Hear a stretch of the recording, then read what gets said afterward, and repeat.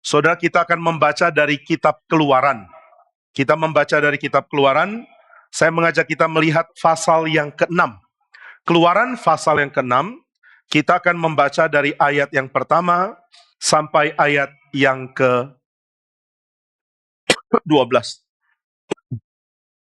Keluaran 6 ayat 1 sampai 12, saya akan bacakan bagi kita ayat-ayat ini. Demikianlah firman Tuhan. Selanjutnya berfirmanlah Allah kepada Musa, "Akulah Tuhan. Aku telah menampakkan diri kepada Abraham, Ishak dan Yakub sebagai Allah yang Maha Kuasa.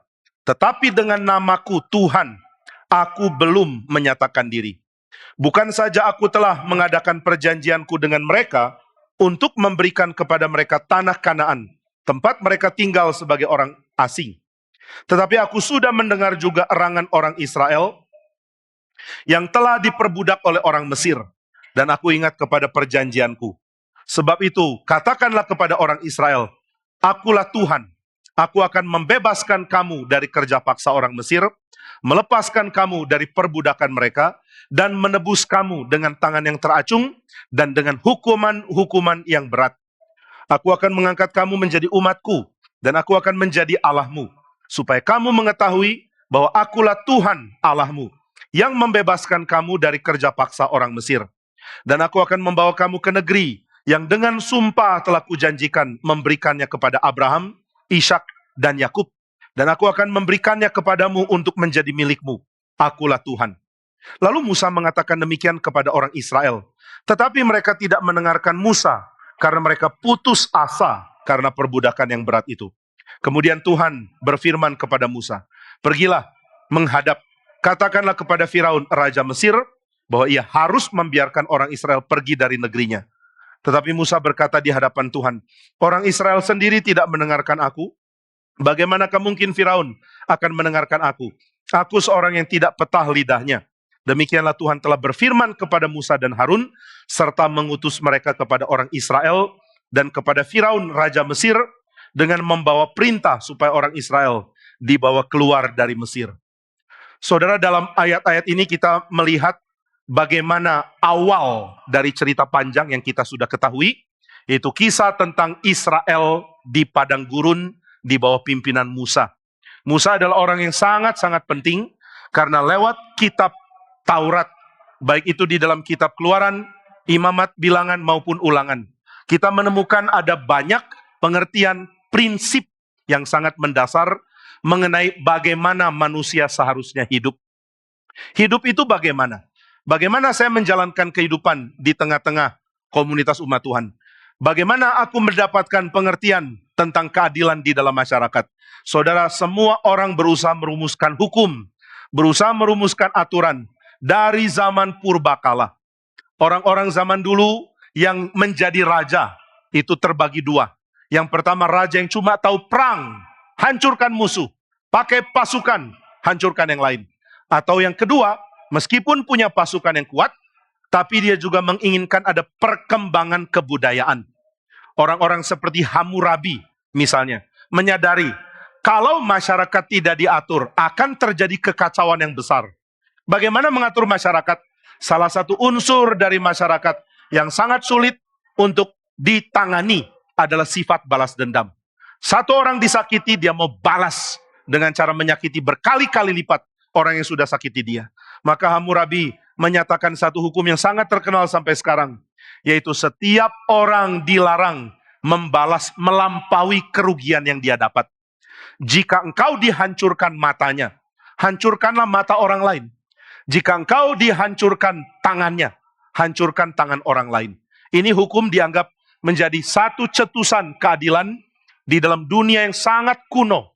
Sebelumnya, kalau ada orang disakiti, dia mau balas dengan cara basmi orang lain. Engkau bunuh papa saya akan habisi seluruh kampungmu. Nah, itu yang terjadi pada zaman dulu. Maka hukum akan membuat manusia menjadi maju kemanusiaannya. Tetapi hukum tidak dimulai dari Hammurabi. Lalu hukum dimulai dari mana? Di dalam Alkitab dikatakan hukum dimulai dari Tuhan. Seorang di dalam abad pertengahan, di abad yang ke-13. Ini adalah seorang sangat-sangat pintar bernama Thomas Aquinas. Dia memikirkan tentang hukum, Lalu dia tulis di dalam bukunya yang puluhan volume. Di dalam bagian awal, dia katakan, waktu kita menyelidiki alam, kita langsung menganggap ada hukum dan kita terima dengan bebas. Jika saudara lempar batu ke atas, batu itu akan jatuh ke bawah. Jika engkau hancurkan satu benda dengan benda yang lebih keras, benda itu bisa hancur. Tapi kalau engkau hancurkan satu benda dengan benda yang lebih rapuh, maka yang memukul itu yang hancur. Jadi hukum alam kamu terima, tetapi ada hukum lain yang memimpin manusia selain hukum alam. Manusia tidak hanya diikat oleh hukum alam. Manusia diikat oleh hukum moral. Nah, ini pertama-tama dipopulerkan oleh Thomas Aquinas. Saudara, apa bedanya hukum alam dengan hukum moral? Hukum alam menurut Thomas adalah hukum yang mengikat kehidupan yang rendah, tapi harus ada. Namun manusia tidak bisa hanya diikat oleh hukum alam. Saudara, kita semua adalah makhluk yang adalah bagian dari alam. Jika engkau lapar, engkau perlu makan. Jika engkau haus, engkau perlu minum. Tapi jika kita hanya berpikir tentang makanku, hanya berpikir tentang kebutuhanku, kita akan jadi makhluk yang rusak secara hukum moral. Di dalam prinsip dari firman Tuhan, ditekankan manusia perlu hukum moral. Manusia perlu ada pengekangan diri, sehingga dia tidak hanya mengikuti hal yang natural. Saya lapar, tapi saya mungkin tidak boleh makan dulu, karena ada sesuatu yang sedang terjadi. Jika seorang ayah mempunyai sifat mencintai keluarganya, waktu keadaan krisis dan sulit, ayah ini akan mengatakan, saya akan siapkan makan untuk anak-anak dan istriku dulu. Saya makan lebih belakang. Nah, ini prinsip dari kepala keluarga yang baik. Tapi kalau orang tidak mengerti hukum moral, dia hanya terikat oleh hukum alam. Waktu lapar, dia makan. Waktu haus, dia minum. Waktu ingin berhubungan seksual, dia berhubungan seksual. Waktu ingin suka sama orang, dia akan suka sama orang. Waktu dia melihat apa yang dia senang, dia akan ambil apa yang dia senang. Ini hukum alam yang tidak bisa diterapkan hanya di dalam kepenuhannya untuk manusia. Manusia perlu mengalahkan hukum alam. Manusia perlu mengatakan, saya memang bagian dari alam, tapi aku juga bagian dari Tuhan. Aku dijadikan berdasarkan gambar dan rupa Allah. Ini membuat manusia lebih agung dari ciptaan yang lain, dan manusia dipercayakan oleh Tuhan untuk menangani seluruh ciptaan yang lain. Nah, maka manusia perlu hukum, tapi hukum itu diberikan dengan cara apa ya? Saudara, kalau kita membaca dari banyak peraturan di mana-mana, kita melihat hukum diberikan di dalam prinsip-prinsip rangkuman dari kata-kata yang sudah ringkas. Jangan membunuh misalnya, jangan mencuri, jangan berzina. Nah, ini hukum-hukum Tuhan. Dan Tuhan menyatakan hukum di dalam kalimat-kalimat rangkuman. Tapi kebanyakan bagian dari hukum Tuhan, baik di dalam kitab Keluaran, Imamat, Bilangan, Ulangan, ini dinyatakan dalam bentuk cerita. Nah, ini yang menakjubkan ya. Kok pakai cerita ya? Meskipun ada poin-poin hukum, tapi kebanyakan Tuhan menyatakan hukumnya lewat cerita. Mengapa lewat cerita? Ada seorang dari Scotland, tapi dia sudah menjadi orang Amerika, seorang yang bernama Stanley Hauerwas. Dia mengatakan, saya adalah orang yang sangat rindu melihat seluruh orang-orang menjalankan etika yang benar. Tapi saya tahu satu hal, sulit bagi kita untuk memahami aturan jika kita memadukannya ke dalam kehidupan kita yang adalah sebuah cerita. Saudara menjalani hidup itu seperti cerita. Saudara jalani hidup di dalam cara yang membuat saudara tidak menceritakan sesuatu yang sifatnya poin-poin, tapi saudara menceritakan di dalam cara yang berupa kisah. Saudara mulai cerita, aku dulu waktu kecil tinggal di Balige. Lalu ketika sudah mulai besar, saya minta kita semua bisa dengar baik-baik, tidak ada yang melakukan rekaman apapun ya, nggak boleh ada rekaman hanya boleh dari video yang resmi. Jadi kita semua konsentrasi dengar. Saudara punya HP bisa dipakai setelah ibadah, tapi di dalam kebaktian, biar kita konsentrasi dengar firman, supaya kita semua mendapatkan berkat. Karena kalau saudara sambil dengar, sambil konsentrasikan, operasikan HP, saya yakin bagian yang saudara bisa dapat tidak akan sebanyak jika yang didapat itu adalah penuh dari konsentrasi mendengar firman. Oke, kita akan lanjutkan. Nah saudara, ketika dikatakan, kamu perlu mengetahui prinsip kebenaran, kamu perlu mengetahui prinsip hukum, dari mana bisa ketahui? Kalau kita membandingkan cerita hidup kita dengan cerita yang ada kandungan hukumnya. Nah, ini mulai dipikirkan oleh Habermas. Gimana ya mengajarkan orang untuk mengerti bagaimana hidup damai, mengerti bagaimana hidup di dalam cara yang pantas dan sopan. Nah, sebelum Habermas memberikan pengertian atau pertanyaan ini, ada orang yang sudah mulai pikir tentang bagaimana sebenarnya manusia itu beroperasi. Pikirannya itu beroperasi dengan cara apa ya? Kalau saya mau tahu kebenaran, kalau saya mau tahu sebuah teori, saya bisa tahu dengan cara apa ya? Bagaimana saya bisa tahu? Nah, ini sudah mulai dipikirkan di dalam pikiran-pikiran dari orang-orang yang menjadi pemikir etika di dalam abad yang ke-19 dan abad yang ke-20.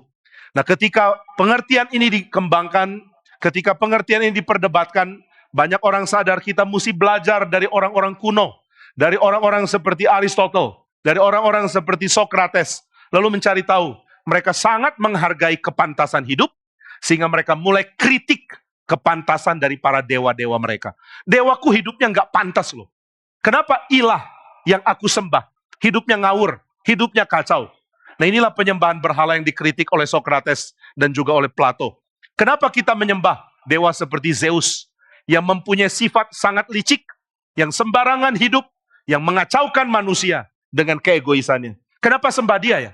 Nah, ini pertanyaan mulai ditanya, sehingga mereka mulai sadar, cerita dewa-dewa tidak menolong manusia untuk menjadi lebih bijak. Loh, kenapa mesti pakai cerita? Kenapa orang dulu pakai cerita? Dan waktu bikin cerita, kenapa bikin cerita ada dewa-dewa yang hidupnya sangat sembarangan? Saudara kalau tahu ya, cerita tentang Zeus di dalam Yunani kuno. Zeus adalah raja para dewa. Dia sudah dinubuatkan, ini tanda kutip nubuat. Dia sudah dinubuatkan akan menjadi pemimpin para dewa. Dan dia karena dia begitu hebat, dia mempunyai keharusan untuk punya banyak keturunan. Lalu apa yang dia lakukan? Dia pergi ke bumi, cari banyak perempuan, tidur dengan perempuan, lalu kemudian kembali ke Olympus dan memimpin para dewa di sana. Kita mungkin bingung, kenapa ada cerita tidak bermoral seperti ini ya? Kenapa ada cerita tentang dewa yang sembarangan tidur dengan perempuan di bumi? Ternyata ada tujuan. Tujuannya apa? Ada banyak pahlawan-pahlawan Yunani, pahlawan perang, mengaku diri mereka keturunan Zeus. Loh, masa kamu keturunan Zeus? Kamu kan anak mamamu, papamu juga kami kenal. Tapi mereka akan mengatakan, papaku adalah anak dari kakekku. Kakek adalah papanya papaku. Betul ya? Lalu papanya papaku itu punya papa. Itulah papanya papaku. Lalu papanya papaku juga punya papa.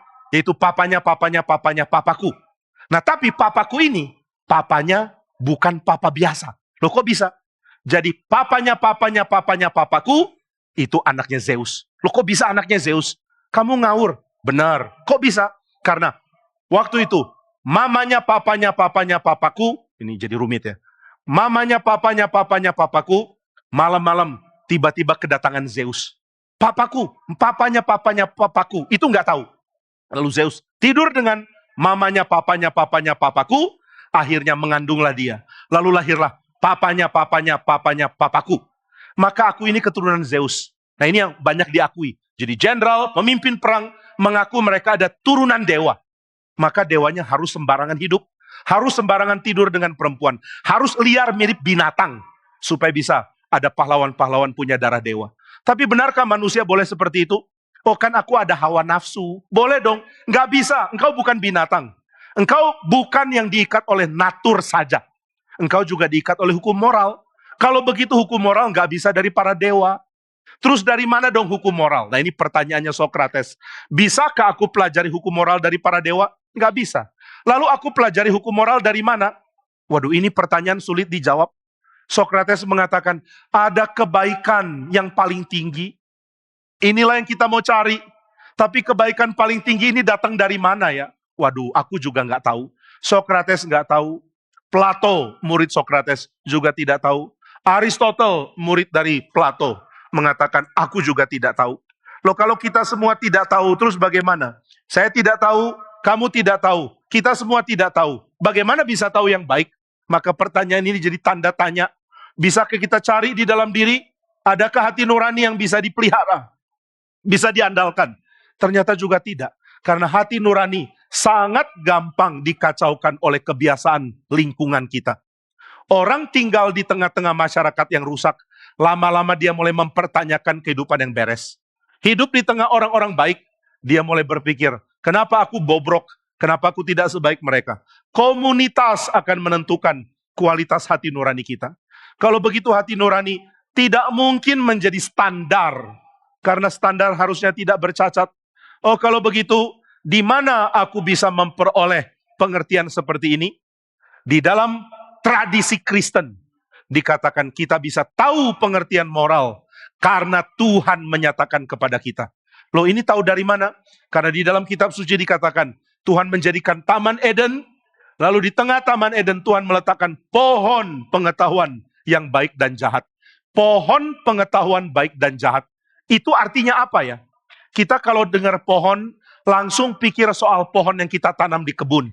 Oh, di kebunku ada pohon belimbing, ada pohon jambu, ada pohon duren, lalu pohon pengetahuan baik dan jahat. Oh, mirip dong dengan pohon di kebunku. Tapi saudara sekalian, kalau kita baca Alkitab, kita perlu tahu apakah yang orang kuno pikirkan tentang hal itu. Jangan cuma ikuti cara kita berpikir, karena tulisan kuno ditulis untuk masyarakat kuno. Dan masyarakat kuno punya cara berpikir yang beda dengan kita. Lalu apa yang masyarakat kuno pahami tentang pohon? Di dalam beberapa tulisan-tulisan kuno, ternyata ada kesamaan. Kebanyakan orang-orang kuno menganggap pohon identik dengan hikmat.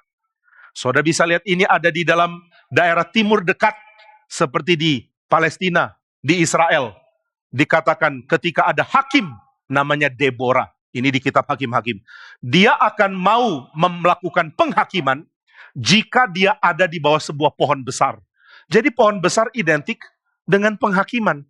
Unik ya, hikmat dan ada kaitan dengan pohon. Kenapa pakai pohon? Lalu kalau kita lihat di timur jauh, ada seorang namanya adalah Siddhartha Sakyamuni. Dia orang kaya, adalah pangeran yang tinggal di istana. Tapi kemudian dia lari dari istana, dia lihat, kok banyak orang hidupnya lain dengan saya ya? Ada orang sudah tua, ada orang sakit, lalu ada yang sudah meninggal. Saya baru tahu hidup penuh penderitaan. Akhirnya dia mau cari jawaban, dia duduk di bawah sebuah pohon. Jadi pohon ternyata bagi orang kuno identik dengan hikmat, identik dengan baik dan jahat. Apa artinya ya? Artinya adalah orang kuno akan merasa, aku tidak cukup pintar untuk bedakan mana baik, mana jahat. Aku tidak cukup tahu mana baik, mana jahat. Aku masih bodoh. Karena aku masih bodoh, aku perlu belajar dari dia yang lebih tinggi dari aku. Itu sebabnya pohon itu lambang. Lambang apa ya? Lambang bahwa saya perlu hikmat dari luar, bukan dari dalam diri. Nah, maka ketika Tuhan menciptakan pohon pengetahuan baik dan jahat, Tuhan menginginkan manusia untuk mengerti bahwa hikmat sejati tidak pernah bisa berasal dari manusia. Karena manusia seperti anak bagi Allah, dan Allah mendidik anak-anaknya. Tetapi namanya anak yang sudah jatuh dalam dosa, selalu merasa diri pintar. Saya punya seorang kakek ketika sudah meninggal tahun 2007 ya. Ketika kakek masih hidup, dia terus cerita pengalamannya panjang lebar kepada saya. Kadang satu kali cerita bisa 1,5 jam. Lebih panjang dari khotbah di GRI ya. Lalu dia cerita begitu panjang, saya terus dengar. Setelah selesai, dia mengatakan, sudah, sekarang kamu boleh main. Saya senang karena cerita sudah selesai. Tapi kalau sudah sore, dia panggil saya lagi. Ayo, sini, saya mau cerita. Waduh, mesti dengar cerita lagi dari kakek. Setiap dengar cerita, saya tunjukkan muka malas, muka ngantuk, muka nggak suka. Harap kakek tahu, saya kurang suka dengar cerita dia. Tapi dia nggak peduli. Muka saya mau sejelek apa, dia tetap cerita minimal 1,5 jam. Akhirnya saya tidak sabar, saya bicara ke dia. Kakek saya orang Manado ya. Kalau papa orang Batak, mama orang Manado. Opa, jangan cerita terlalu panjang, saya capek dengarnya. Lalu opa mengatakan, kamu lebih baik capek dengar cerita saya sekarang, daripada nanti kamu capek karena hidupnya rusak. Waduh, ini kalimat saya rasa benar, tapi saya tidak rasa terlalu penting waktu itu. Kenapa dia sibuk cerita kepada saya? Karena dia tahu saya pengetahuannya masih sangat dangkal. Pengertian tentang hidup masih begitu di atas permukaan. Belum mengerti dengan dalam. Maka dia mesti beritahu. Maka pohon berkait dengan kerendahan hati. Apakah, apa pakai ini aja ya? Saya switch ke sini. Oke.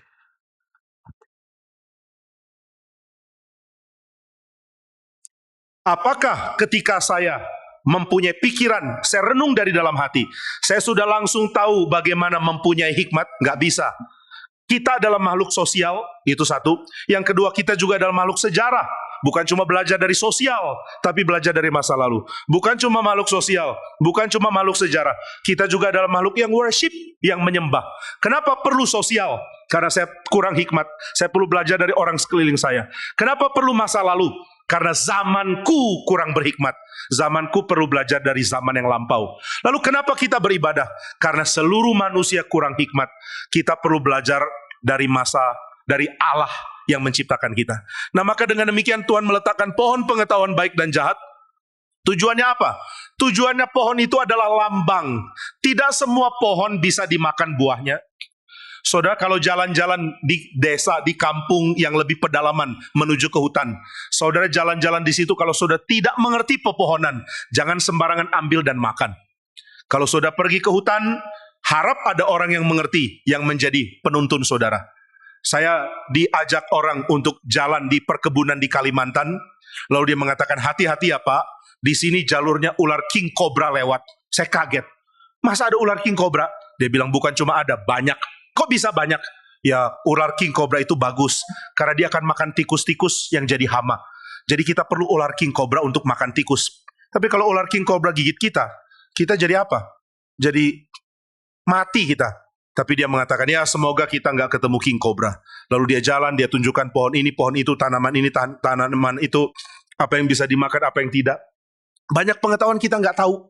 Nah saudara, ketika Tuhan bilang kepada Adam dan Hawa, kepada Adam, lalu Adam harusnya bilang ke Hawa, buah dalam taman ini semua boleh dimakan, tapi pohon pengetahuan baik dan jahat, jangan kamu makan buahnya. Pada hari kamu makan, pasti kamu mati. Saudara, kalau dengar orang biasa yang sudah tahu hutan mengatakan jangan makan ini ya nanti mati, saudara pasti nggak makan. Tapi ini Adam dengar dari Tuhan, dia tetap makan.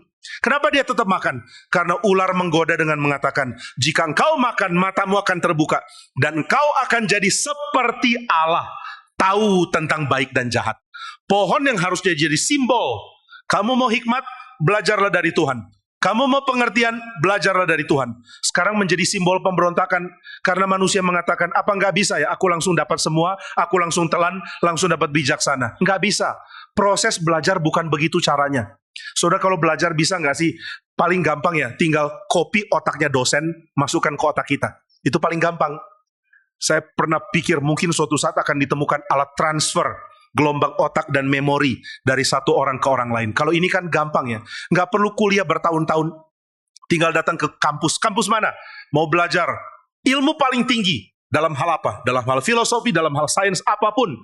Saudara mengatakan, saya mau mempunyai pengetahuan IT yang tertinggi. Silakan cari kuliah. Mau di Korea Selatan, atau di Taiwan, atau mau di Stanford di Amerika.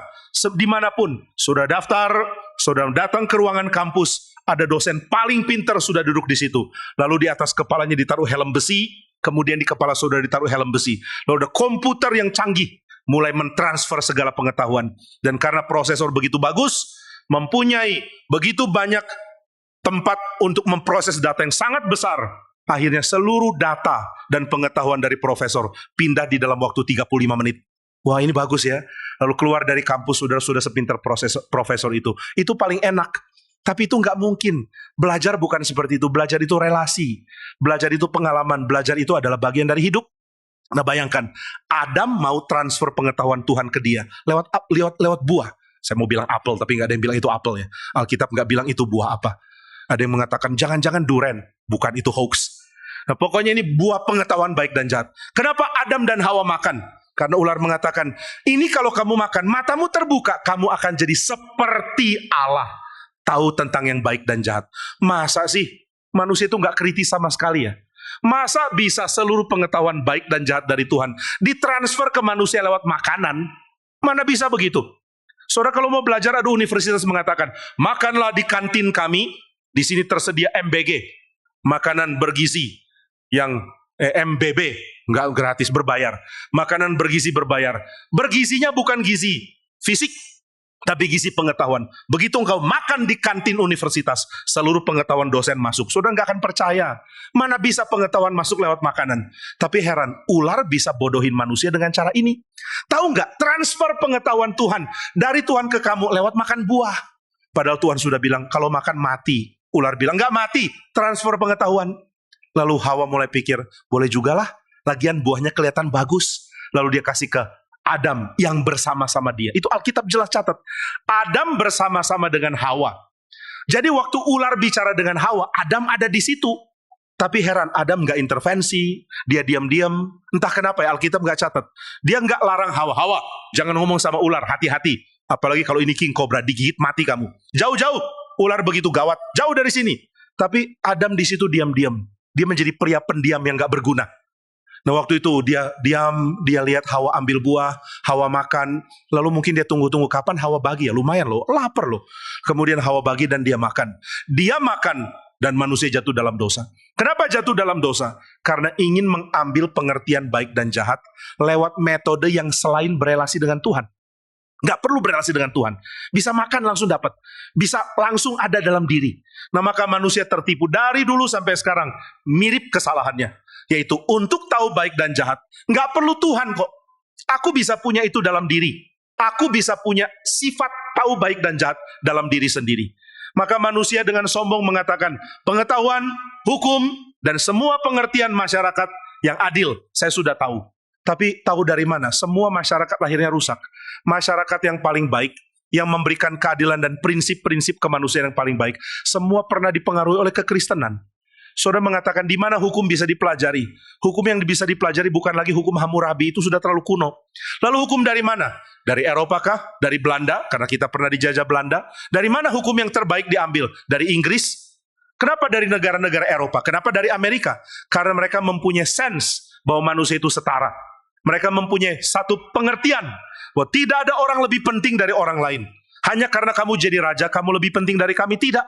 Maka di dalam Magna Carta di Inggris ditekankan bahwa raja bisa dihukum jika raja melakukan pelanggaran. Dan ini benar-benar terjadi karena di dalam zaman parlemen dan Raja Charles berperang. Ini Charles yang pertama ya, bukan Charles sekarang. Ini Charles yang berikutnya. Waktu Raja Charles pertama dan parlemen Inggris ribut dan perang karena Raja Charles marah sama orang-orang Scotland. Lalu dia mengatakan, saya mau serang orang Scotland. Parlemen bilang, gila kamu ya, Scotland itu bagian dari Inggris. Masa kamu serang Inggris?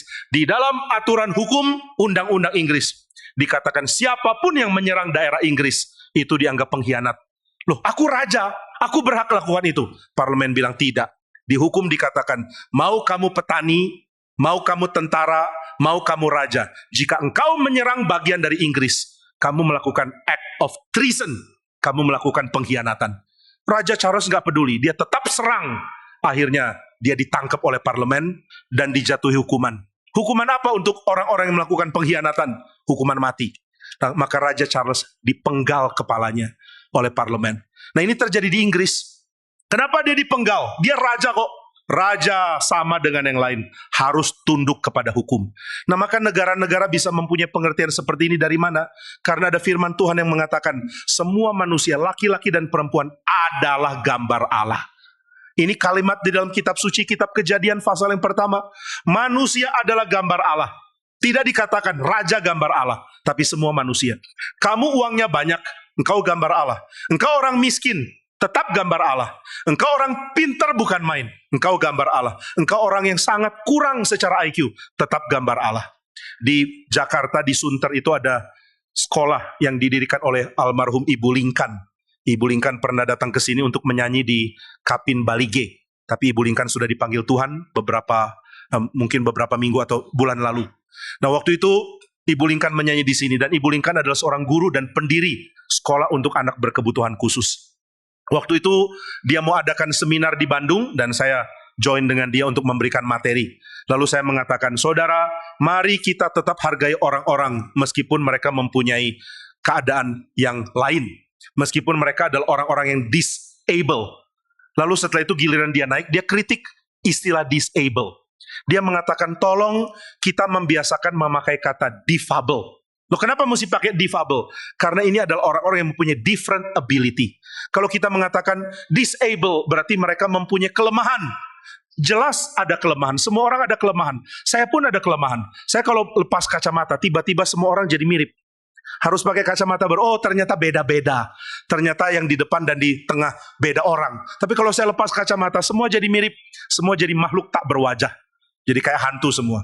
Berarti saya adalah orang yang ada disabilitas dalam pandangan. Apakah ini berarti saya harus diperlakukan beda? Harusnya enggak. Saya tetap bisa berfungsi di masyarakat asal dibantu. Dibantu dengan kacamata, dibantu di dalam kebutuhan saya. Maka dia mendirikan sekolah untuk membantu orang yang punya keadaan khusus supaya mereka bisa berfungsi di masyarakat. Anak-anak yang mengalami autisme, anak-anak yang mengalami berbagai macam kesulitan untuk beradaptasi di dalam masyarakat sosial, dilatih untuk bisa bikin kerajinan kah, atau untuk bisa kerjakan ini itu, sehingga mereka bisa menjadi orang yang mempraktekkan kasih dengan menjadi berkat bagi orang lain. Nah, ini prinsip penting sekali. Manusia adalah gambar Allah. Meskipun mempunyai banyak keadaan yang membuat kita seperti lebih lemah dari orang lain. Mungkin secara fisik ada cacat. Mungkin secara pengetahuan kurang terpelajar. Mungkin secara dompet miskin sekali. Tetap gambar Allah di dalam kitab suci. Nah, prinsip inilah yang Tuhan mau ajarkan kepada manusia. Dan orang-orang yang dipengaruhi kekristenan, mereka mulai belajar, oh ternyata manusia adalah makhluk yang harus dianggap setara karena gambar Allah. Jadi Tuhan yang pelihara dengan memberikan wahyunya. Nah, itu sebabnya hukum Tuhan dari mana? Hukum Tuhan harus dari Tuhan, dan kita pelajari dengan hikmat. Apakah manusia tidak bisa menemukan hukum sendiri? Banyak kok budaya-budaya kuno yang begitu bagus, begitu baik, begitu unggul, dan tidak pernah disentuh oleh budaya menyembah Tuhan dari Alkitab. Babel kuno, kemudian Persia di dalam zaman Koresh. Ini kerajaan yang luar biasa besar dan tidak dapat pengaruh dari kitab suci. Berarti kan ada kebudayaan bagus seperti ini. Banyak kebudayaan berteknologi advance yang tidak disentuh oleh firman Tuhan. Tapi tidak ada satupun kebudayaan yang menghargai kemanusiaan yang bukan berasal dari kitab suci. Apakah budaya Persia kuno bagus? Bagus. Tapi mereka tetap memberikan pembedaan antara raja dan rakyat. Maka kesetaraan menjadi manusia. Itu dari kitab suci. Nah, maka saudara, seorang yang mempelajari etika, dia bernama Alasdair MacIntyre. Dia mengatakan, saya mulai sadar bahwa untuk memahami hukum dari Tuhan, kita tidak bisa melihatnya di dalam bentuk poin-poin aturan. Karena kalau sudah lihat poin-poin aturan, ada begitu banyak aturan yang hanya mungkin ditafsir dalam sebuah cerita. Nggak bisa cuma aturan itu sendiri. Mesti ada ceritanya. Oh, kalau begitu, cerita kuno dan cerita sekarang itu saling berkoneksi untuk membuat kita mengerti hukum Tuhan. Jadi hukum Tuhan dipelajari dengan cara apa? Bukan dengan baca dan menghafal, tapi dengan mempelajari cerita, story. Itu sebabnya Alasdair MacIntyre mengatakan, manusia adalah makhluk bercerita. Kita semua ada di dalam pengertian, karena pengertian itu dikemas di dalam sebuah cerita. Kalau begitu, bagaimana kita memahami hukum? Bagaimana memahami hidup di dalam masyarakat yang beres? Mari pelajari cerita. Cerita apa? Ada banyak. Tapi kali ini secara spesifik, karena hari ini juga adalah ulang tahun PRII. Jadi firman Tuhan yang mesti singgung tentang ulang tahun sedikit. Nah, maka di dalam cerita yang hari ini saya mau soroti adalah tentang Musa. Apa yang kita bisa pelajari dari cerita Musa? Nah, satu hal yang penting dari cerita Musa adalah orang yang di awal panggilannya langsung diberikan view besar oleh Tuhan. Musa, aku sudah mendengar umatku berseru kepada aku. Aku mau bebaskan mereka. Aku akan berikan kepada mereka tanah yang berlimpah susu dan madunya. Ini langsung garis finish. Jadi Musa langsung dapat pengertian, aku akan kerjakan ini. Langsung dapat the big picture. Ini satu hal yang indah sekali ya. Tuhan memberikan visi kepada kita. Visi itu big picture. Saudara, kalau orang tidak punya big picture, gambaran besar, dia akan hidup sembarangan. Karena dia nggak tahu apa yang mau dia kejar. Nah, terutama anak-anak muda di sini yang hadir ya. Harap engkau punya gambaran besar. Kalau tidak, hari demi hari lewat tanpa tahu mau ngapain. Hari ini mau ngapain? Nongkrong. Hari ini ngapain? Jalan-jalan. Hari ini ngapain? Ngafe. Hari ini ngapain? Ketemu teman. Terus apa lagi? Ya belajar. Kenapa belajar? Karena besok ujian. Saudara, kalau belajar karena besok ujian, berarti nggak ada visi besarnya. Tapi kalau saudara mengatakan, saya ingin loh. Ingin apa sih? ingin bisa tolong orang. Saya datang dari keluarga miskin, saya harap orang miskin bisa ditolong. Tapi gimana cara orang miskin ditolong? Orang miskin ditolong bukan dengan dikasih uang. Dikasih uang berapa lama orang miskin bisa ditolong? Siapa bisa kasih uang terus kepada orang miskin dan orang miskin ditolong? Lalu engkau mulai pikir, orang miskin kan bisa kerja. Tapi kenapa mereka tetap miskin? Mungkin karena lapangan kerja nggak ada? Atau karena kualitas kerjanya kurang bagus? Wah, kalau begitu, orang miskin perlu diajar supaya kerja bagus. Nah, engkau mulai berpikir, waktu engkau punya visi, engkau langsung breakdown hidupmu. Kalau begitu saya mesti jadi pengajar, supaya orang yang miskin tidak terus miskin. Mereka mulai belajar bagaimana mempunyai kualitas hidup yang beres, bagaimana kerja serius, bagaimana tidak malas, bagaimana rajin bangun pagi, bagaimana rajin mengelola hidup hari demi hari. Engkau mulai pikir, ini gimana cara lakukan? Oh, aku harus mengajar. Mengajar bagaimana kalau nggak diakui? Oh, kalau gitu harus sekolah dong. Nah, engkau mulai lihat tujuan sekolah. Mulai lihat ternyata ada tujuan aku belajar. Tapi kalau nggak ada visi, ya nggak ada orang pikir sekolah itu penting. Kenapa sekolah penting? Disuruh papa, dipaksa mama. Mama bilang kenapa mesti sekolah? Supaya nggak bikin papa mama malu. Nah itu kan tujuannya adalah supaya papa mama nggak malu. Papa akan bangga, nak, kalau perkenalkan anak, ini anakku. Dia lulusan dari UI, wah senang. Dia lulusan dari Cambridge, wah senang bukan main. Dia lulusan dari Oxford, wah senang bukan main. Dia lulusan dari UC Berkeley, wah senang bukan main. Tapi kalau dia lulusan hampir lulus. Hampir lulus apa? Hampir lulus SMP. Aduh malu. Jadi anak suruh sekolah supaya papa bangga.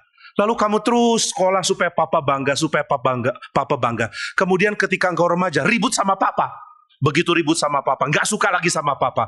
Langsung mendadak tidak ingin menyenangkan papa lagi. Mendadak niat sekolah hilang. Ngapain sekolah kalau untuk papa? Nah berarti engkau hidup nggak ada visi. Saudara mesti punya visi. Musa diberikan visi oleh Tuhan. Tuhan mengatakan, aku akan bebaskan Israel. Aku akan berikan mereka tempat di Kanaan.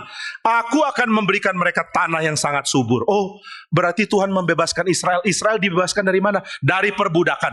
Oh iya, kami diperbudak. Kami disuruh kerja paksa. Dan ternyata Tuhan benci penindasan seperti ini. Tuhan mengatakan, aku sudah mendengar seruan orang-orang tertindas. Dan aku mau bebaskan mereka. Lalu Tuhan utus Musa untuk mengatakan kepada Firaun, bebaskan umatku. Musa dapat visi besar. Tapi Musa punya kemampuan begitu kecil. Maka begitu dikasih tugas besar, Musa kaget. Aku dapat tugas kok besar begitu ya? Mana bisa Tuhan?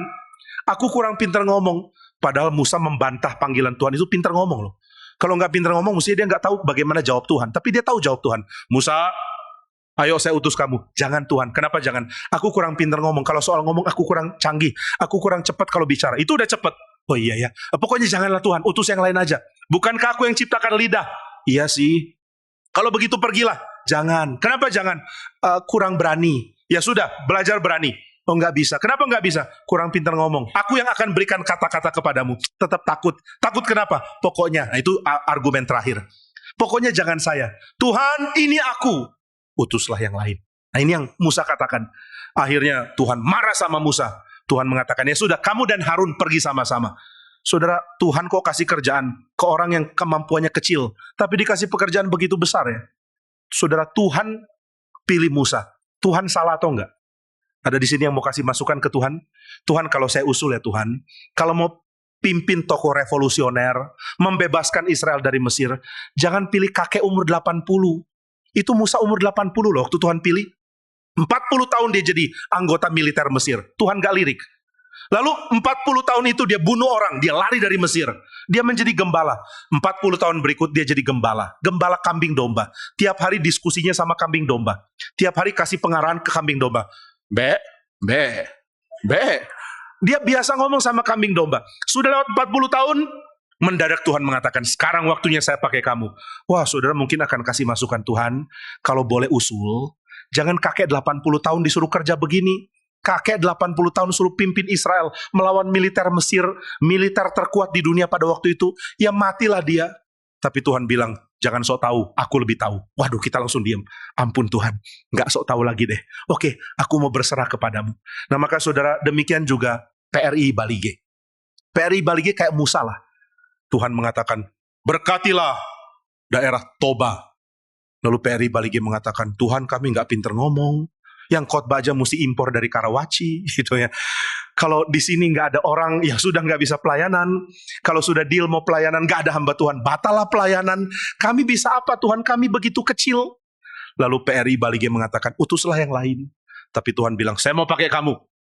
Lalu PRI Bali G jawab, lain kali aja Tuhan, belum saatnya. Tapi Tuhan bilang, sekarang saatnya. Ya sudah, baca lagi kisah Musa. Ternyata Musa juga payah loh, kurang qualified. Tapi Tuhan tetap pilih. Akhirnya Tuhan mengatakan, sekarang menghadaplah ke Firaun. Musa stres. Musa menghadap Firaun, dan Tuhan kasih Musa tanda-tanda. Wah, ini bikin Musa lebih tenang. Musa lempar tongkat bisa berubah jadi ular. Musa masukkan tangan ke kantong, berubah jadi kusta. Masukkan lagi, berubah jadi bersih. Musa curahkan air, bisa berubah jadi darah. Lumayan lah untuk bikin takut Firaun. Lalu Musa datang pamer. Firaun, tapi yang ngomong Harun. Jadi Musa bisik ke Harun, Harun yang ngomong. Harun yang ngomong. Kata Musa, adikku, engkau harus bebaskan umat Israel pergi. Musa bisik lagi. Harun ngomong lagi. Kalau tidak Tuhan akan bunuh anak sulungmu. Firaun ngamuk. Berani ancam saya? Kamu ancam saya? Tenang, ada tanda-tanda. Lalu tanda-tanda dikerjakan. Tapi herannya, pegawainya Firaun juga bisa bikin tanda yang sama.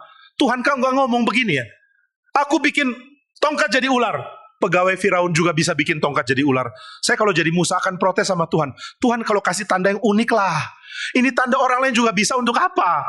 Saya sudah pamer-pamer di depan Firaun. Lihat tongkat jadi ular. Pegawai Firaun bilang sama. Lo sama. Kalau begini aku nggak unik. Tuhan kok menjebak ya? Lalu sudah begini Firaun jadi ngamuk. Sudah marah dia bilang keluar kalian. Sudah keluar. Firaun tindas Israel lebih keras. Akhirnya orang Israel demo sama Musa. Berat banget hidup ya. Aku mau tolong Israel, sekarang di demo Israel. Aku mau tolong dari Firaun. Firaun ngamuk, tindas Israel. Akhirnya Musa komplain ke Tuhan. Aku di demo Israel, aku mau demo Tuhan. Maka dia demo sama Tuhan. Tuhan, gimana kok jadi begini? Engkau kok strateginya kacau begini ya? Lain kali strateginya dimatangkan dulu baru panggil saya dong. Tapi Tuhan mengatakan, aku akan membebaskan umatku. Dengarlah kata-kataku. Akhirnya Tuhan suruh Musa kembali lagi ke Firaun. Musa dengan takut mengatakan gak berani, tapi Tuhan suruh. Lebih takut mana? Takut Firaun atau takut Tuhan? Ya Musa bilang lebih takut Tuhan lah. Aku udah melihat pameran-pameran menakutkan dari Tuhan. Sekarang aku gak mau lagi menyangkal. Maka dia nekat pergi ke Firaun. Dan Tuhan menunjukkan kepada Musa, Tuhan yang kerja. Bukan Musa hantam Firaun. Tuhan hantam Firaun dengan 10 tulah. Tuhan hantam Firaun dengan berbagai-bagai tanda. Lalu ketika mereka akan keluar, saudara kalau lihat di peta di bagian belakang Alkitab saudara, itu ada peta dunia kuno ya. Itu Musa memimpin Israel itu dari daerah selatan. Bisa langsung ke timur. Langsung ke timur, setelah itu berjalan ke utara, sampai ke Kanaan. Tapi yang Tuhan suruh adalah Musa pergi dulu ke utara. Makin ke utara itu kena Laut Merah. Sudah pergi ke utara, Tuhan suruh Musa ke timur. Ke utara, lalu ke timur, kena laut. Semua orang kaget, loh kok laut? Kemudian di belakang sudah ada tentara Firaun yang siap menangkap mereka. Lagi-lagi mereka marah-marah ke Musa. Dan Musa cuma bisa doa sama Tuhan. Tuhan, gimana nih? Ini salah jalan nggak? Tuhan bilang nggak. Kok nggak salah jalan? Kenapa arahkan kami ke jalan buntu Tuhan? Ini jalan buntu, nggak ada lanjutannya. Ini dead end. Tuhan kenapa kasih visi ke saya? Tapi Tuhan kasih jalan buntu. Tapi Tuhan mengatakan, siapa bilang buntu? Ulurkan tongkatmu, semalam-malaman aku akan tunjukkan kemuliaanku. Lalu Tuhan belah Laut Merah. Nah saudara, kita mengatakan keren ya Tuhan bisa belah Laut Merah. Tapi ini adalah tanda mujizat yang ada simbol. Simbol apa ya? Simbol pemerintahan politik. Saudara, di dalam zaman kuno, bahkan di dalam zaman modern, laut seringkali diidentikan dengan kekuasaan politik yang brutal. Di dalam satu karya dari Friedrich Nietzsche, Nietzsche ini orang ateis ya, dia bukan orang Kristen. Dia pernah tulis tentang sengsaranya Eropa kalau sudah jadi ateis. Jadi dia orang ateis, tapi dia mengatakan jadi ateis itu sengsara. Lalu orang bingung, Nietzsche, kamu ini ateis ya? Iya. Terus kenapa bilang jadi ateis sengsara? Karena dia mengatakan karena budaya terbaik itu dibangun di dalam takut akan Tuhan. Tapi ternyata Tuhan gak ada. Berarti kita akan tertekan, kita akan hancur. Maka di dalam karya Nietzsche, di dalam bicara Das Spake Zarathustra, ini salah satu buku dia. Dia mengatakan, kami ada dalam ambang kehancuran karena Tuhan sudah mati. Tuhan sudah mati dan kami sudah tidak punya harapan. Sekarang kami berdiri di pinggir laut, melihat ke laut dan nekat berlayar. Nah ini lambang apa ya laut? Lambang kuasa politik yang kacau. Nah jadi ketika Tuhan singkirkan Laut Merah, Tuhan mau mengatakan kepada Musa, seperti aku bisa singkirkan air laut ini, demikian aku bisa singkirkan penguasa terhebat dari dunia. Lalu Musa dan orang Israel lewat tanah yang kering. Waktu Mesir mau ikut, langsung laut tertutup. Dan Mesir yang adalah kuasa politik, itu hancur di dalam kuasa dari Tuhan. Nah maka Tuhan tunjukkan ke Musa, aku yang kerja kok. Wah puji Tuhan, berarti sudah berhasil ya. Musa ada kesulitan, sekarang Tuhan sudah pimpin. Mesir sudah hancur, sekarang tinggal pergi ke Kanaan. Betul? Tidak. Loh kok enggak? Ada apa lagi? Ada penguasa kedua yang harus dihancurkan. Penguasa pertama namanya Firaun. Firaun dihancurkan, tapi ada penguasa kedua yang harus dihancurkan. Siapa penguasa keduanya? Diri orang Israel sendiri. Satu kali di dalam tanya jawab di Kapin di Kalimantan Barat, ada pertanyaan, saya waktu itu tugasnya membacakan pertanyaan Pak Stephen Tong.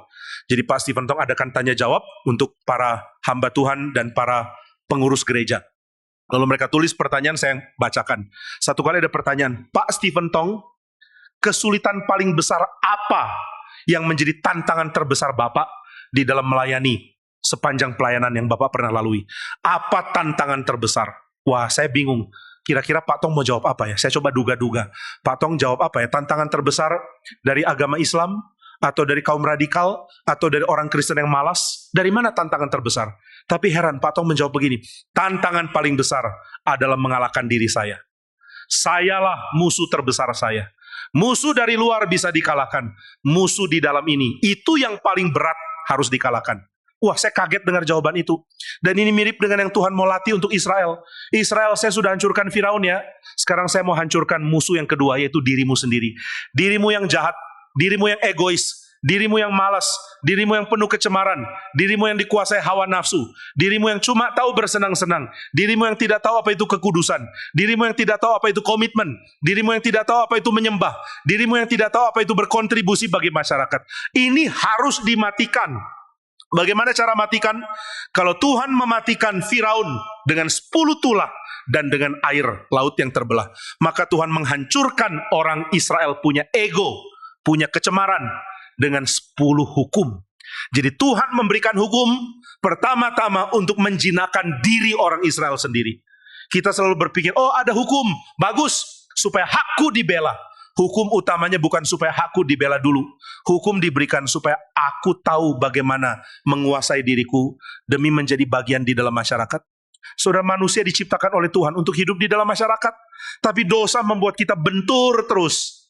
Waktu kita jadi orang lemah, kita maunya merongrong yang punya kekuatan. Waktu kita miskin, kita mau rampok orang yang lebih kaya. Waktu kita kaya, kita mau pertahankan kekayaan dengan menindas orang lain. Waktu kita punya kuasa, kita tindas orang yang tidak punya kuasa. Waktu kita tidak punya kuasa, kita pikir bagaimana caranya menghancurkan yang punya kuasa. Kita terus ada di dalam pikiran jahat.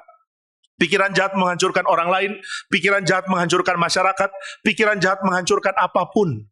Maka hukum Tuhan diberikan supaya diktator yang namanya diriku itu dimatikan oleh hukum Tuhan.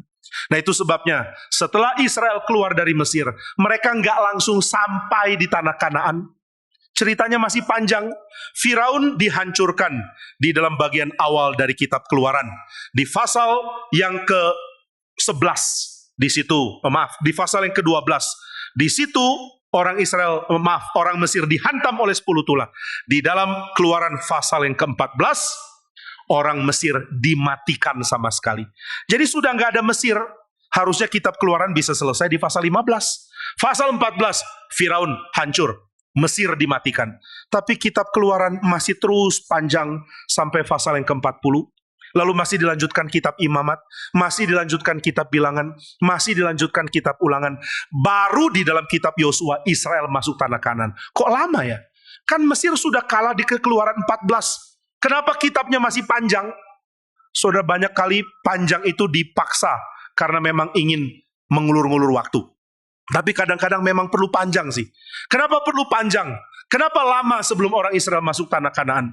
Karena untuk mendidik kita mengalahkan diri, ternyata waktunya lebih lama daripada mengalahkan diktator. Untuk menghancurkan Firaun, 14 pasal selesai. Tapi untuk menghancurkan orang Israel punya ego, itu ternyata perlu 4 kitab selanjutnya.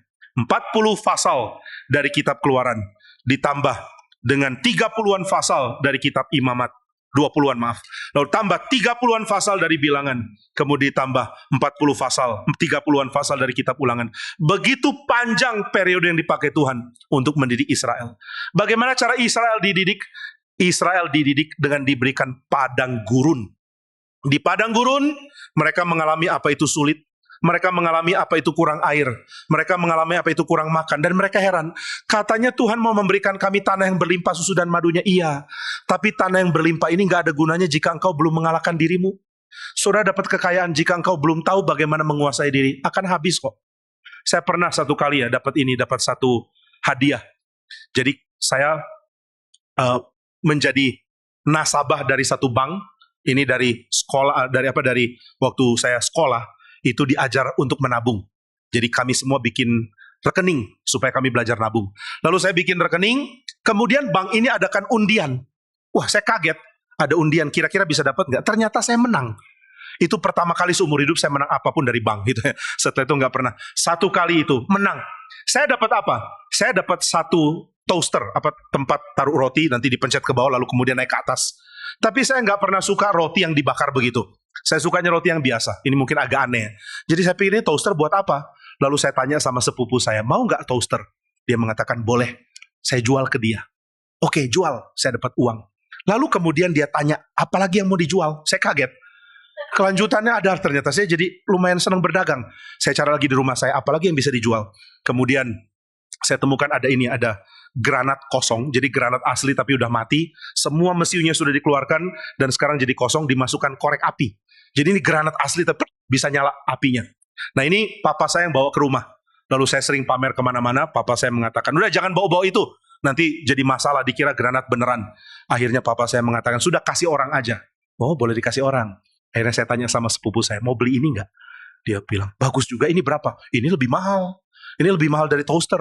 Karena ini ya, waktu itu dipakai militer. Saya waktu itu ngarang, belum bertobat. Ini ada ceritanya. Ceritanya apa? Waktu itu di tengah peperangan. Untung dia nggak tanya perang apa, karena saya belum mengarang lagi. Ini dipakai, dilempar ke musuh. Kemudian musuh itu lihat ada granat. Musuh itu berdoa, Tuhan tolong. Dan granatnya nggak meledak. Jadi granat ini adalah kesaksian tentang jawaban doa. Wah, sepupu saya itu masuk teologi. Jadi dia senang hal-hal rohani. Lalu dia bilang, oh kalau gitu boleh dibayar mahal. Nah, mendadak saya dapat uang lumayan banyak. Kemudian sepupu saya tanya lagi, dengar-dengar ada barang papamu, sepatu bot tentara, mau dijual juga ya? Mau, boleh juga. Ukuran saya dan papamu sama. Sepupu saya lebih tua dari saya ya. Saya tanya papa, sepatu itu masih dipakai nggak? Nggak. Boleh kasih orang? Boleh. Saya ngomongnya kasih, padahal saya jual-jualin. Lalu saya jual, dapat uang lagi. Kali itu saya dapat uang lebih banyak. Seumur hidup belum pernah dapat uang sebanyak itu. Begitu sudah dapat uang banyak ini, saya kaget. Buat apa ya?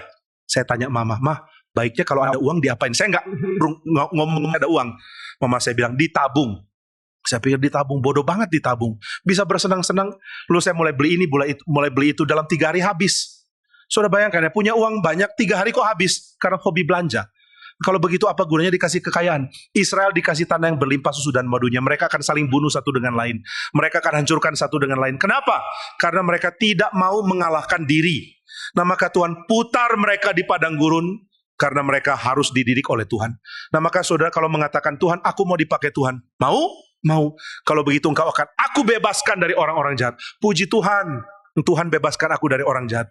Tapi aku juga akan bebaskan kamu dari dirimu sendiri. Bagaimana cara aku dibebaskan dari diri? Tuhan punya cara adalah kesulitan dan tantangan. Nggak ada yang lain. Saudara jangan terlalu senang kalau hidup kita lancar. Jangan terlalu putus asa kalau hidup kita berat.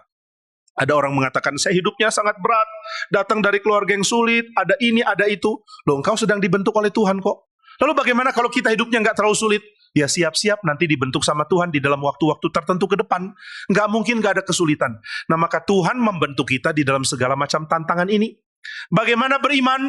Beriman setelah tahu Tuhan menjanjikan hal yang langsung kita terima secara utuh.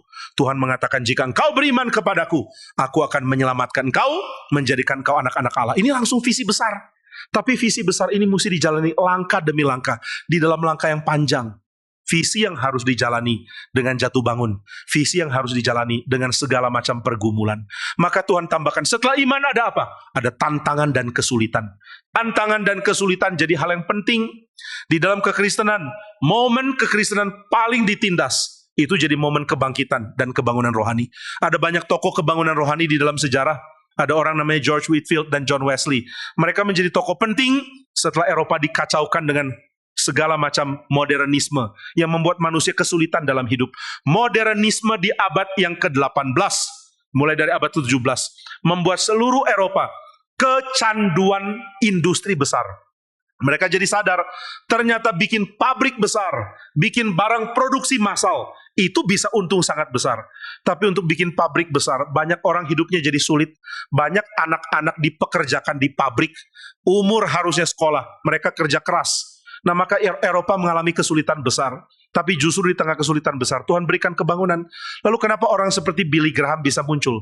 Karena ada kesulitan Perang Dunia Kedua. 1 dan 2, jaraknya nggak jauh. Setelah Perang Dunia Kedua, banyak orang mengalami kesulitan. Billy Graham keliling kemana-mana berkhotbah, memberitakan Injil. Maka di tengah-tengah kesulitan, kekristenan akan bounce back. Akan menjadi kelompok yang dilatih oleh Tuhan. Maka jangan tidak mau dilatih. Tuhan memberikan iman, puji Tuhan. Langkah berikutnya itu tantangan. Tidak ada kemenangan tanpa tantangan. Ini prinsip dari Tuhan. Bahkan di dalam ciptaan pun Tuhan meletakkan prinsip yang sama. Saudara mau badan sehat? Nggak bisa badan sehat dengan baring-baring terus. Saudara mau punya otot? Otot harus dilatih dengan bekerja lebih keras.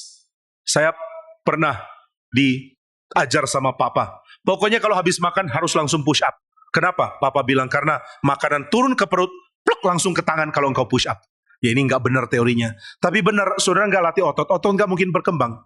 Saudara nggak dilatih di dalam kesulitan, saudara nggak mungkin punya kemampuan untuk menghadapi hidup di dalam kenyataan. Seorang bernama John Calvin di abad yang ke-16 mengatakan Alkitab membagikan kepada kita kenyataan. Alkitab ini bukan dongeng tentang surga. Saudara kalau baca dari Kejadian sampai Wahyu, coba kasih tanda berapa banyak bicara tentang surga. Saudara akan menemukan sangat sedikit. Loh, masa sih Pak Alkitab jarang bicara surga? Jarang. Alkitab banyak bicara tentang Tuhan, tentang manusia, tentang penginjilan, tentang ketidakadilan manusia, tentang hukuman Tuhan, tentang umat yang berjuang. Itu banyak. Tapi bicara surga minimal sekali. Di dalam kitab Wahyu, tidak pernah membahas surga tanpa mengaitkannya dengan pergumulan di bumi. Silakan baca kalau nggak percaya ya. Saudara akan melihat interaksi antara surga, bumi, surga, bumi, surga, bumi. Alkitab itu buku tentang bumi. Alkitab adalah buku tentang bagaimana engkau harusnya hidup. Seorang seniman dan seorang filsuf namanya Francis Schaeffer pernah tulis buku yang sangat-sangat berpengaruh, yaitu How Should We Then Live? Ini buku kalau saudara bisa dapat, silakan baca. Ini penting sekali. How Should We Then Live dari Francis Schaeffer.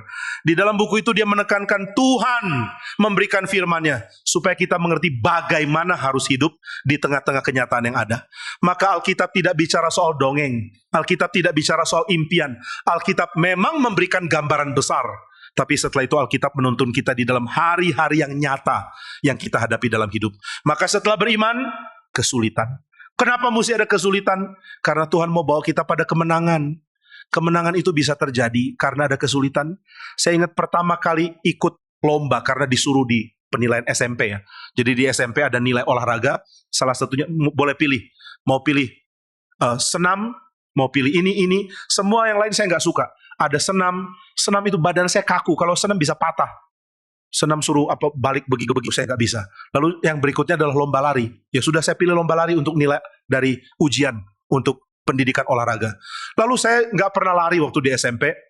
Saya suka main bola tapi nggak pernah lari serius. Saya pikir suka main bola oke dong. Saya biasa lari kejar bola. Saya biasa lari waktu main bola. Ternyata lari main bola dengan lari lomba itu lain loh.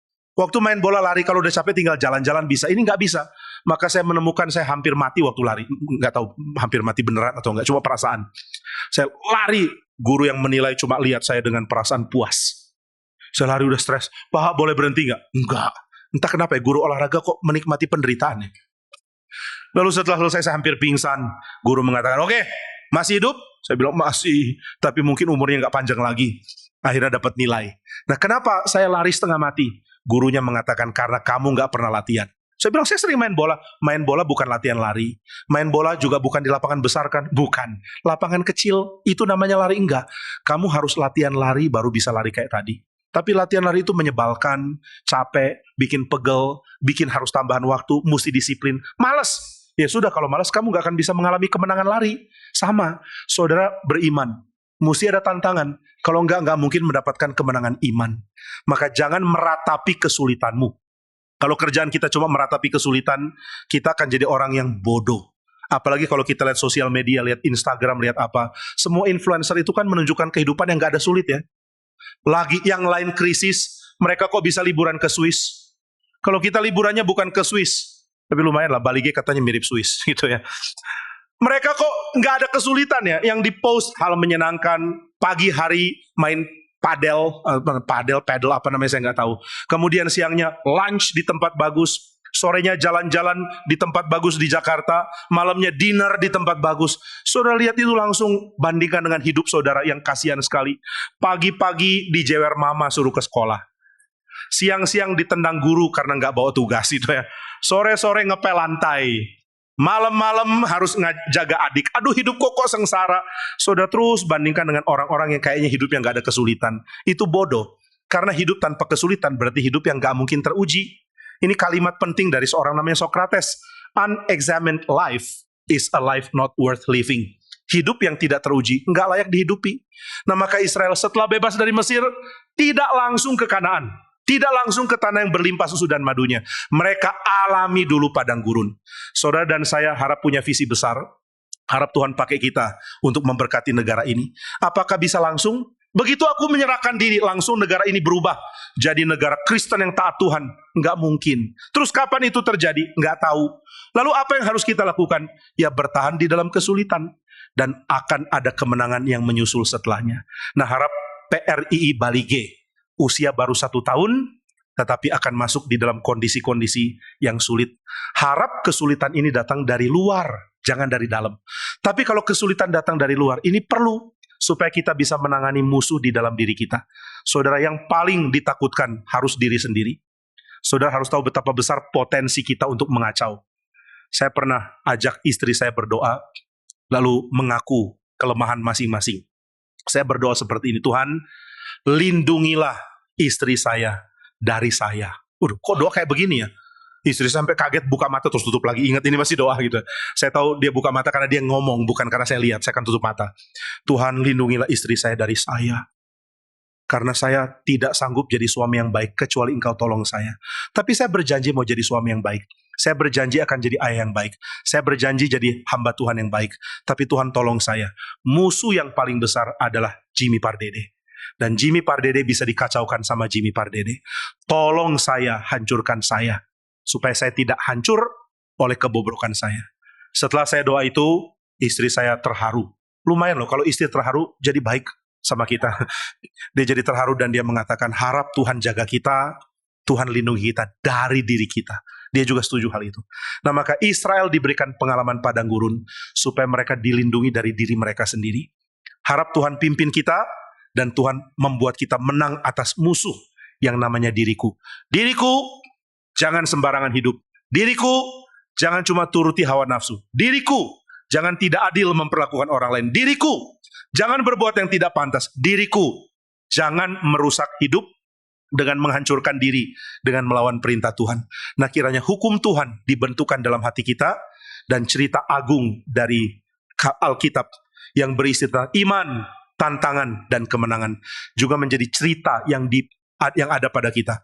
Pola yang sama yang ada pada Israel juga ada pada hidup kita. Tuhan berkati kita, mari kita berdoa. Bapa di surga, kami bersyukur sebab kami adalah orang-orang yang bisa belajar dari kisah di masa lalu. Tuhan tidak membentuk Israel dengan gampang. Tuhan mengizinkan mereka mengalami kesulitan demi kesulitan. Tapi kami sadar bahwa itu terjadi karena Tuhan ingin mereka menghancurkan diri mereka yang lama, yang penuh kebobrokan, yang penuh dengan keberdosaan. Tuhan kiranya tolong kami mengalami hal yang sama dalam hidup kami. Kami mau beriman kepada Tuhan, dan kami mau dibentuk di dalam tantangan dan kesulitan yang ada. Kami tidak berani menghadapinya sendiri, tapi kami mohon Tuhan tolong kami. Dan kami ingin menikmati kemenangan di dalam Tuhan, oleh karena kami dibentuk oleh Tuhan. Dalam nama Tuhan Yesus kami berdoa. Amin.